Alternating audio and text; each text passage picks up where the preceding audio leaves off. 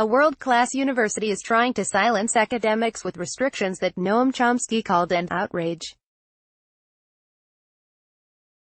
University College London (UCL) has insisted that leading academics, including Jackie Walker, must abide by chilling new guidelines. Ahead of a book launch, they feel these seriously stifle freedom of speech. UCL claims they are to prevent anti-Semitism. Yet, as Walker and others told the Canary, these guidelines also seem part of a right-wing Zionist attack on the left. The Responsibility of Intellectuals. In a 1967 essay called The Responsibility of Intellectuals, Chomsky wrote, "Intellectuals are in a position to expose the lies of governments, to analyze actions according to their causes and motives and often hidden intentions. In the Western world, at least, they have the power that comes from political liberty, from access to information and freedom of expression." Written in response to the Vietnam War, this essay helped launch the U.S. anti-war movement. In 2017, 50 years later, a group of academics took part in a conference to review Chomsky's essay. As Walker, one of the speakers, told the Canary, this very successful conference led to a book. UCL Press has published the book and planned a launch event on the 29th of October. Related articles. But ahead of the launch, UCL sent additional guidelines for the Responsibility of Intellectuals book launch panel to all those involved. The Canary has seen a copy which claims to highlight 5 anti-Semitic tropes that UCL would find unacceptable. Shocking. Everyone speaking at the book launch must agree to these conditions. Chomsky called them shocking.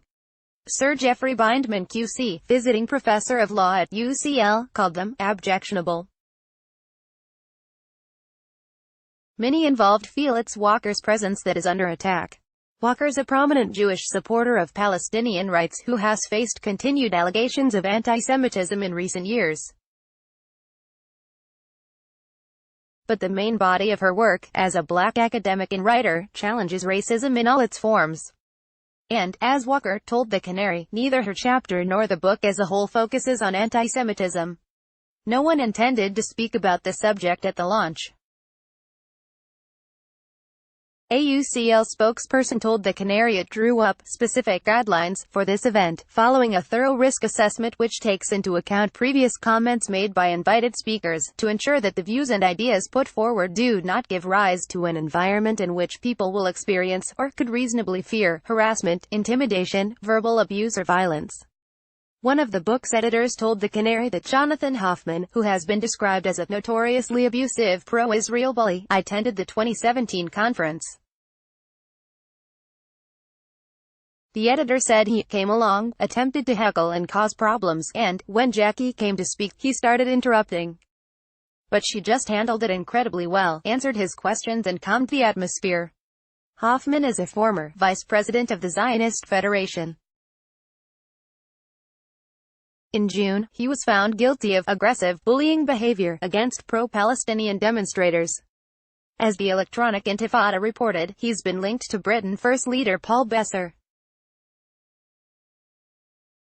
An outrage. Although not speaking at the launch, Chomsky said he would reject all UCL's conditions, for 2 reasons. First, why bring up anti-Semitism and not Islamophobia, white supremacy, and other far more serious forms of racism? Second, these conditions are an utter outrage. The first condition states speakers must not make suggestions, overt or implied, that Jews as a group or particular sections of the British Jewish community invent, exaggerate, or weaponize incidents of anti-Semitism for political or other benefit.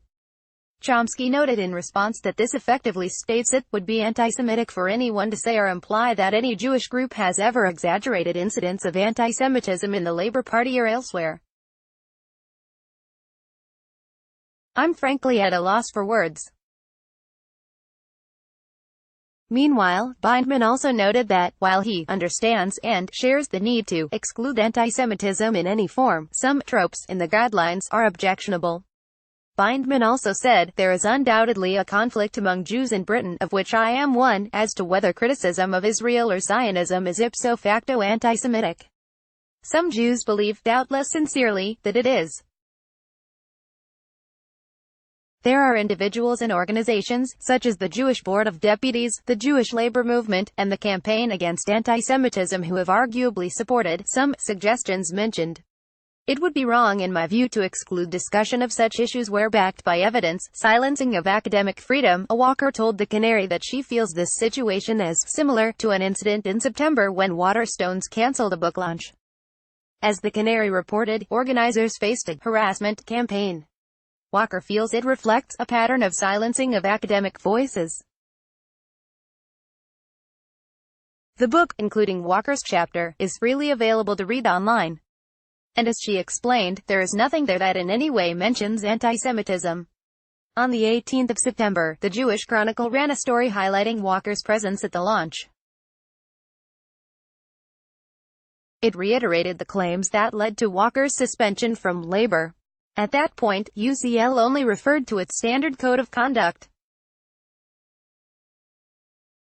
Other similar articles from known Zionist outlets soon followed, all critical of UCL for allowing Walker to speak. Walker's one-woman show detailing her experiences, and a film made about it, faced similar attacks and censorship. Absolutely breathtaking. When asked why she thought this was happening, Walker speculated that pressure on UCL from the Jewish Chronicle is possible, and probably some other quite high-level sources too. But as she also explained, the key issue now, apart from the silencing of academic freedom in so many ways, is that what it means is that we can never actually, in any way, consider that any Jewish voices may be in any way using anti-Semitism as a way to support their alignment with Zionism.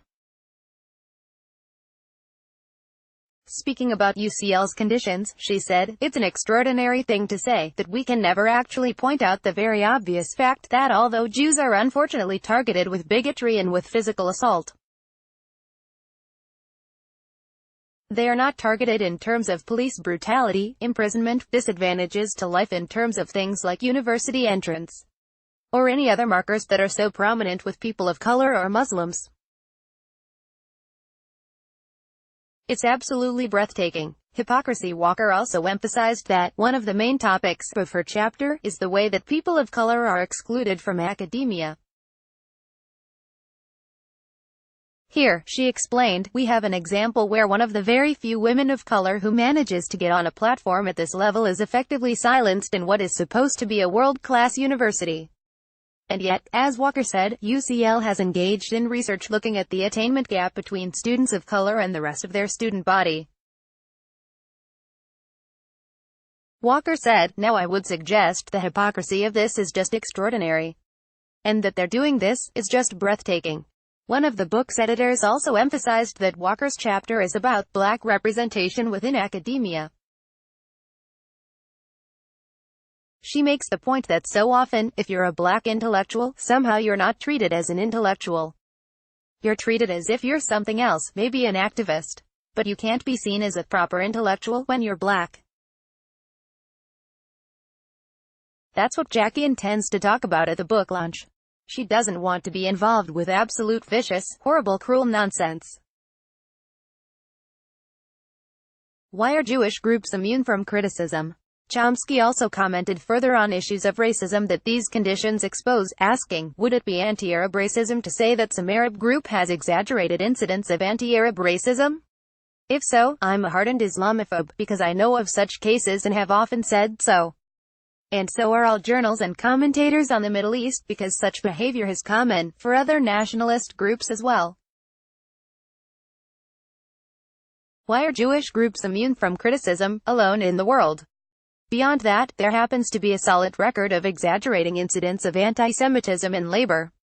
Beyond absurd. As one of the book's editors noted, the normal UCL guidelines can be accepted and interpreted positively. But the new stipulations are beyond absurd, because you can criticize Israel as if it was any other state. But you mustn't mention the Jewishness of the Israeli state. Or, you can accuse various people of making things up or exaggerating. But if you're Jewish, the stipulation is that you can't make anything up.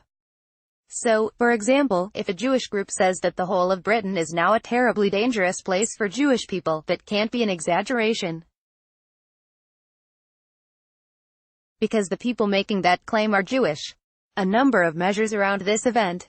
A UCL spokesperson told the Canary, UCL views the right to debate and challenge ideas as fundamental to the nature of a university, and is committed to ensuring that free and open discussion can take place in an atmosphere of tolerance for different viewpoints.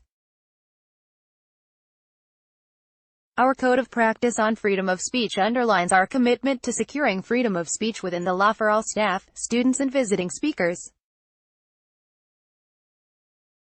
It makes clear that freedom of expression is protected by the law, but is not unfettered. We expect speakers to be sensitive to the diversity of our inclusive community and to show respect to all sections of that community. UCL has carried out a thorough risk assessment and have implemented a number of measures around this event. We have asked all speakers, including Ms. Walker, to comply with our code of practice as a condition of attending the event. This requires that the views and ideas put forward do not give rise to an environment in which people will experience, or could reasonably fear, harassment, intimidation, verbal abuse or violence, with particular reference to the protected characteristics under the Equality Act 2010, including religion and belief. We are clear that the expression of anti-Semitic tropes or positions would be considered unacceptable under this code of practice.